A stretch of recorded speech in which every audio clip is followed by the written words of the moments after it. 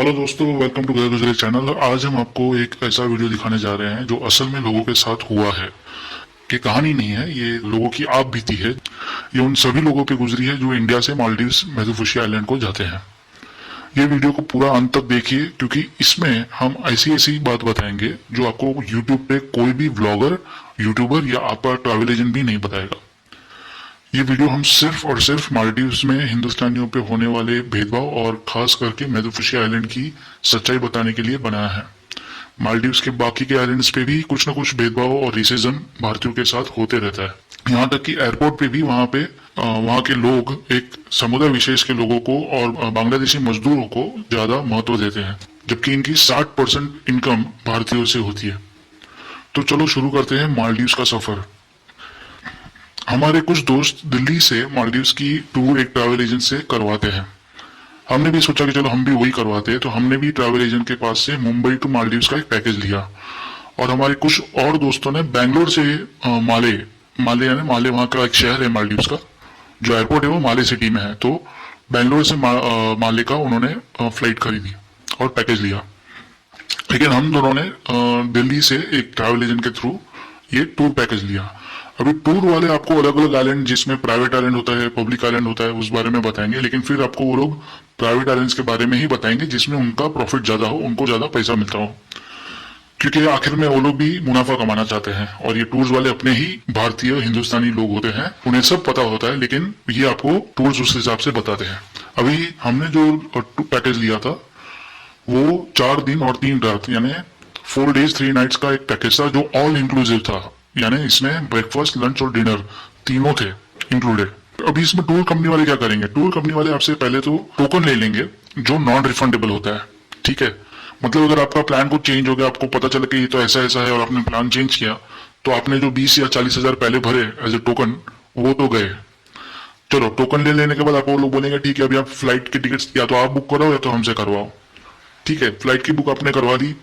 फिर वो बोलेंगे कि होटल के लिए पूरा पैसा जो बाकी का पेमेंट है आप वो कर दो। जैसे ही आप पूरा पैसा दे देंगे, उनका आपकी तरफ रुख ही बदल जाएगा। ये मैं टूर कंपनी वालों की बात कर रहा हूँ जो हिंदुस्तान के हैं, हिंदुस्तान में ही है। उनका रवैया ही आपकी तरफ बदल जाएगा, उनका आपसे बात करने का तरीका ही बदल जाएगा। वो फिर आपको सिर्फ ईमेल में सब बता देंगे, ईमेल में आपको टिकट भेज देंगे, ईमेल में आपको होटल की सारी डिटेल भेज देंगे, वाउचर दे देंगे होटल का, और आपको बोल देंगे कि वहां पे आपको इस बंदे से मिलना है, वहां पे वाईफाई, एयरपोर्ट पे वाईफाई है, तो आपको अगर कुछ रहेगा तो व्हाट्सएप कॉल कर लेना। ऐसा बोल के आपको वो लोग टाटा बाय बाय कर देंगे। जैसे मैंने आपको बोला कि अफसोस की बात यही है कि ये अपने ही हिंदुस्तानी लोग हैं, अपने ही इंडिया के ट्रैवल एजेंट से, जो आपको लूट रहे हैं। और अपने देश में अफसोस की बात यह है कि कोई ऐसा कानून नहीं है जो इस तरह की ठगबाजी के ऊपर कोई एक्शन ले सके। फिर एक बार आपकी बुकिंग हो गई तो समझ लो आप दिल्ली से जो पहली फ्लाइट पकड़ते हो वो सुबह मालदीव्स 12 बजे आपको पहुंचाती है। और मुंबई से अगर आप समझो तो मुंबई से सबसे पहली फ्लाइट जो मालदीव्स के लिए होती है वो 10:30 बजे निकलती है, जो आपको वहां पे दोपहर को 2 बजे के आसपास पहुंचाती है।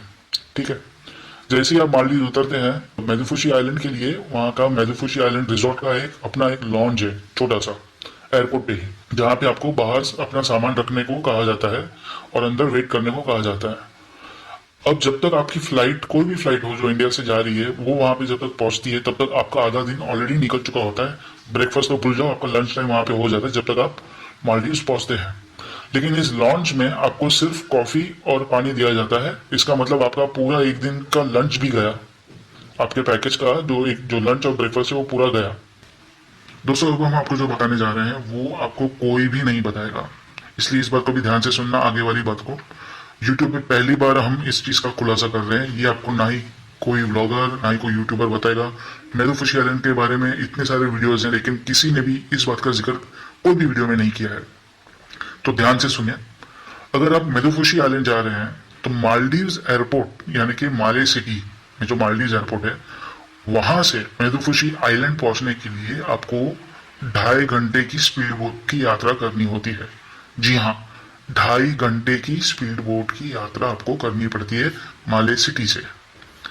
तो 2.5 घंटे की जो स्पीड बोट है, ये सुनने में आपको मजेदार लग रहा होगा कि अरे वाह, स्पीड बोट में हम जाएंगे, लेकिन ऐसा जरा भी नहीं है। मैं आपको बताता हूँ कैसे।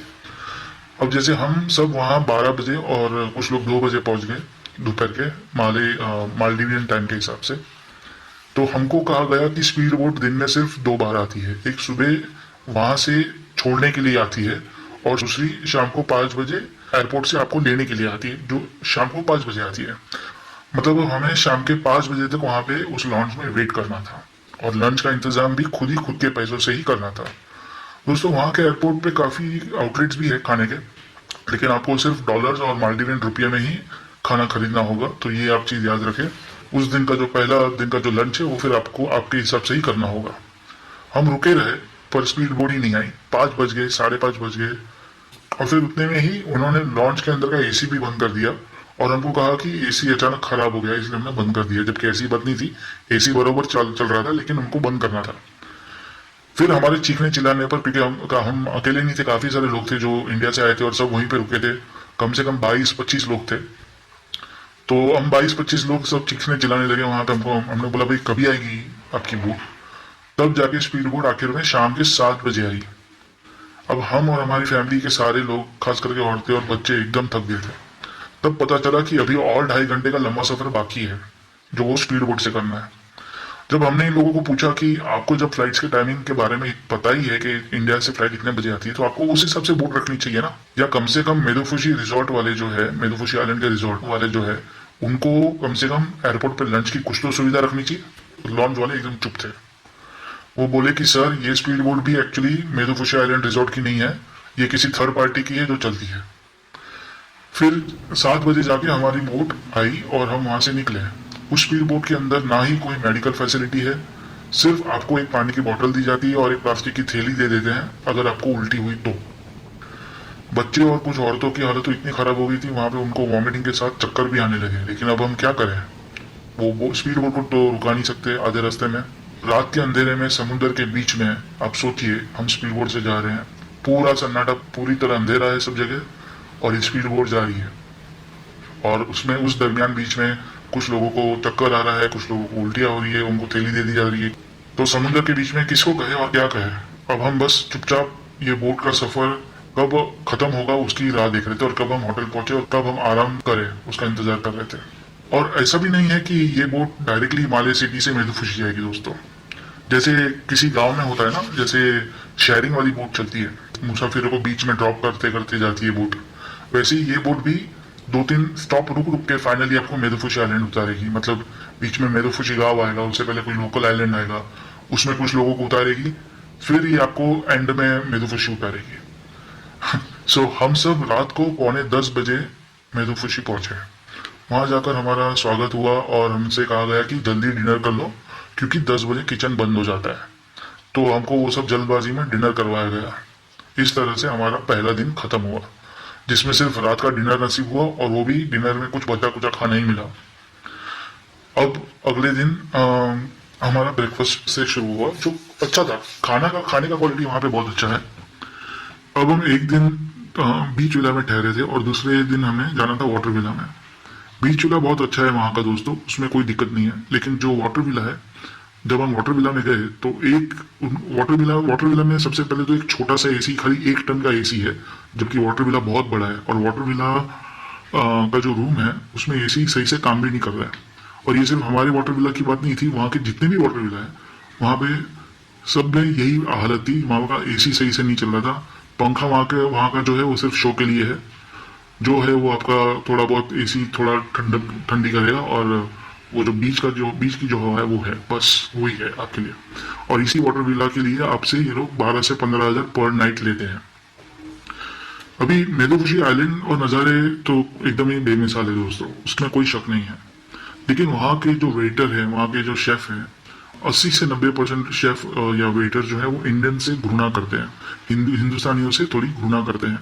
वो इसलिए क्योंकि उन्हें लगता है कि हिंदुस्तान के लोग या इंडियंस जो है वो वहाँ होने वाली बेईमानी और नाइंसाफी जो वहाँ पे होती है आइलैंड पे, उसके खिलाफ आवाज उठाते हैं।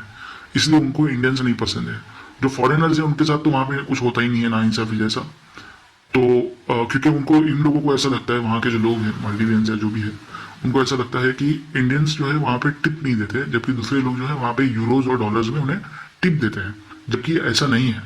मालदीव्स में ज्यादातर होटल्स में इंडियंस ही रहते हैं और इंडियंस ही टिप्स देते हैं। ऐसा नहीं है कि सिर्फ दूसरे देश के लोग देते हैं। लेकिन वहाँ की होटल में काम करने वाले ज्यादातर लोग बांग्लादेशी और एक विशेष समुदाय के होते हैं। इसी वजह से वहाँ पे इंडियंस के साथ भेदभाव किया जाता है, और ये सत्य है, आप जो भी मेडोफिश आइलैंड जाके आए हैं उनसे आप ये पूछ सकते हैं, उनको कहीं ना कहीं तो ये एक्सपीरियंस हुआ ही होगा। अभी इंडियंस को खाना जैसे ठीक से नहीं देंगे, इंडियंस कुछ पूछेंगे तो ठीक से बात नहीं करेंगे, मुंह बनाकर बात करेंगे, उनका व्यवहार जो है वो सही नहीं रहेगा। हाँ, वहाँ पे कुछ इंडियंस भी है जो काम करते हैं मेडोफिशी आइलैंड में, और वो इंडियंस जो वहाँ पे काम करते हैं वो हिंदुस्तानियों के साथ अच्छे से व्यवहार करते हैं। लेकिन वो हिंदुस्तानी जो वहाँ पे हिंदुस्तानी मजदूर जो वहाँ पे काम कर रहे हैं, वहां पर भी जो मालदीवियन और बांग्लादेशी मजदूर हैं वो उनके साथ भी भेदभाव करते हैं। और वहां पे जो रिसेप्शनिस्ट है वो भी आपसे ठीक से बात नहीं करेंगे। हमने तो यहाँ तक देखा कि वो रिसेप्शनिस्ट फॉरेनर लोगों के साथ फ्लर्ट करते हैं, फॉरेनर लड़कियों के साथ फ्लर्ट करते हैं। और लेकिन इंडियंस हिंदुस्तानियों को कुछ चाहिए तो रिसेप्शन पे बिठा के रखते हैं और हिंदुस्तानियों को प्राथमिकता नहीं देते हैं। यहाँ तक कि जब आप लास्ट दिन में पेमेंट क्लियर करते हो तब आपसे एक दिन पहले ही पेमेंट ले लेंगे वो लोग। समझो आपको कल सुबह जाना है तो आपको आज रात को 10 बजे तक पेमेंट क्लियर करने बोल देंगे, और कई बार लोगों को किसी और का बिल भी किसी और के नाम से दे देते हैं। तो इसमें भी सावधानी रखें, अगर आप वहां पे जा रहे हैं तो कई बार वो लोग बिल किसी और का बिल आपको थमा दे सकते हैं। अब मेडोफिशी आइलैंड का एक और बड़ा स्कैम ये भी है कि अगर आपको स्पीड बोट नहीं चाहिए, आप सी प्लेन हायर कर सकते हो, लेकिन सी प्लेन आपको बहुत महंगा गिरता है। और कई बार खराब मौसम के कारण ये लोग अचानक बोल देंगे कि सी प्लेन की सेवा बंद हो गई है, तो आप वहीं पर लटक जाओगे। अब आते हैं आखिरी दिन पे। आखिरी दिन पे भी आपको पूरा आखिरी दिन नहीं मिलता, क्योंकि इनकी स्पीड बोट सुबह 6:30 बजे निकलती है और दूसरी सुबह 11 बजे निकलती है। लेकिन मालदीव से इंडिया की फ्लाइट जो है वो सभी ज्यादातर दोपहर की है। तो समझो कि मालदीव से दिल्ली की फ्लाइट दोपहर 12 बजे की है, या मालदीव से मुंबई की फ्लाइट दोपहर 2 बजे की है, तो आपको माले एयरपोर्ट टाइमिंग, आपकी जो फ्लाइट टाइमिंग है उससे 3 घंटे पहले इमिग्रेशन के लिए पहुंचना होगा। तो समझो 12 बजे की है तो आपको कम से कम 9 साढ़े 9 तक पहुंचना होगा, और 2 बजे की है तो आपका इमिग्रेशन 11 बजे शुरू हो जाएगा। तो आपको उस हिसाब से निकलना होगा।